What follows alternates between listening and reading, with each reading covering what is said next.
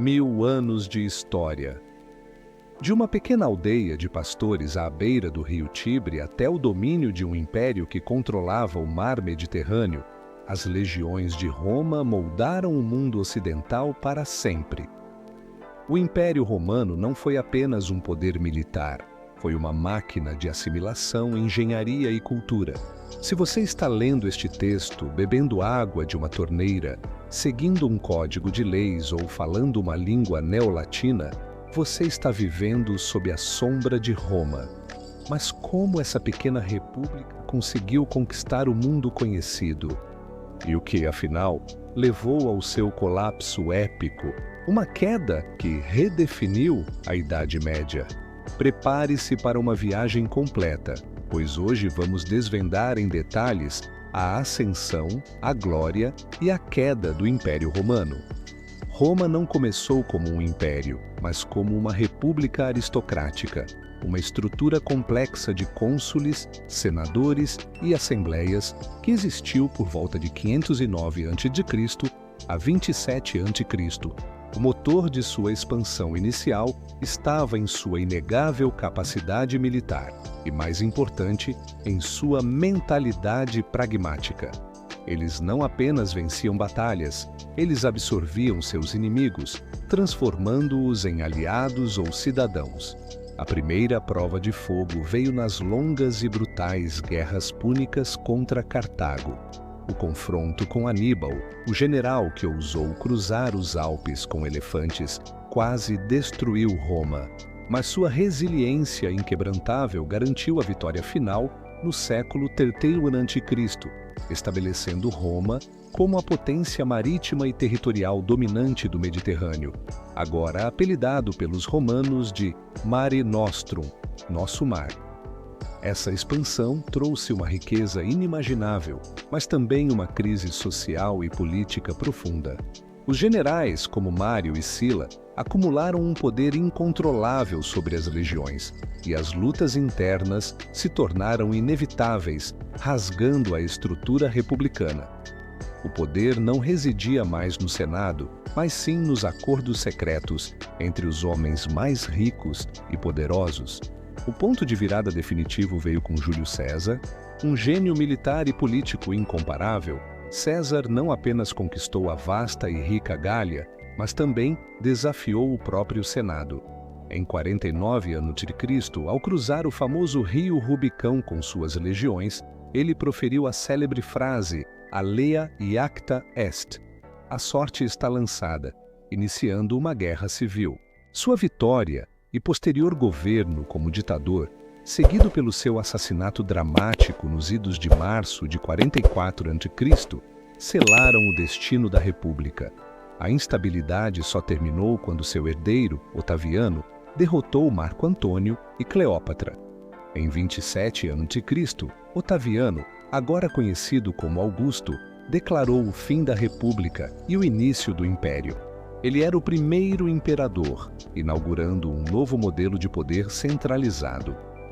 O auge do Império é frequentemente identificado pela Pax Romana, um período de relativa paz, estabilidade e prosperidade que durou cerca de 200 anos, do século I ao século VI depois de Cristo. Sob imperadores como Trajano, que levou o império à sua máxima extensão, controlando vastos territórios, desde a Fria Britânia até a Mesopotâmia. O que manteve essa vasta e complexa teia unida não foram apenas as legiões, mas sim a inigualável excelência romana em engenharia, administração e urbanismo.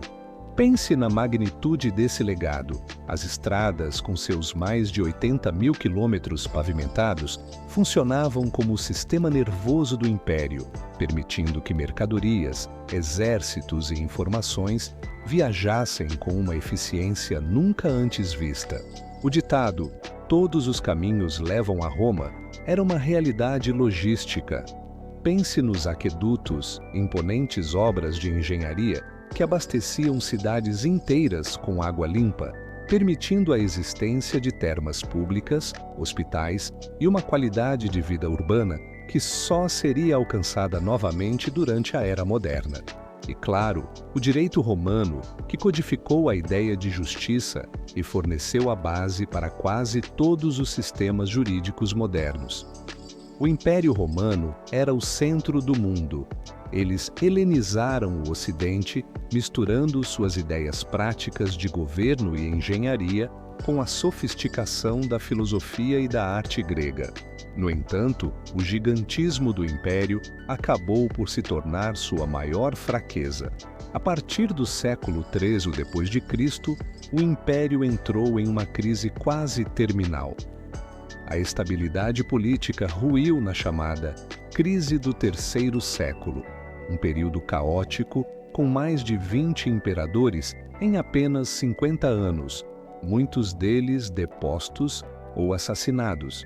A instabilidade política trouxe consigo uma crise militar, onde a pressão dos povos germânicos e persas nas fronteiras era incessante, forçando as legiões a se tornarem cada vez mais caras e menos leais ao poder central. Houve também uma crise econômica, com a inflação disparando devido à desvalorização da moeda. A cada novo imperador, menos prata era usada nas moedas, e a interrupção das rotas comerciais. A vida nas cidades tornou-se insustentável.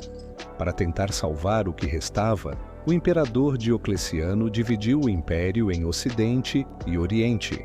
Mais tarde, Constantino mudou o centro de gravidade do poder, fundando uma nova capital, Constantinopla, e legalizando o cristianismo, transformando a fé em uma força imperial coesa.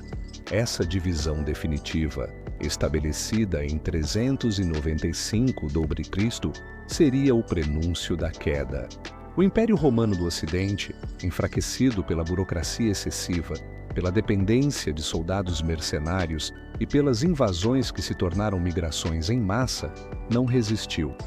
Em 476 d.C., o chefe bárbaro Odoacro depôs o último imperador romano do Ocidente, o jovem Rômulo Augustulo. O império não caiu com um estrondo, ele se desintegrou. Os reinos bárbaros tomaram o controle, e a estrutura política centralizada simplesmente evaporou, dando início à Idade Média na Europa Ocidental. Mas, lembre-se, o Império Romano do Oriente, que chamamos de Império Bizantino, continuou florescendo por mais de 1000 anos, preservando o direito romano, a filosofia grega e o cristianismo, até a queda de Constantinopla em 1453. Roma nos ensinou que mesmo o poder mais vasto é finito. O que perdura é o seu legado, o alfabeto que usamos, o direito que nos rege, os edifícios que ainda nos inspiram. O Império Romano não está morto. Ele é a base sobre a qual o Ocidente foi construído. E essa é a nossa história em menos de 10. E se quiser conhecer a história de outro império, mas o brasileiro, clique no card acima e no fim desta narrativa. Te vejo do outro lado.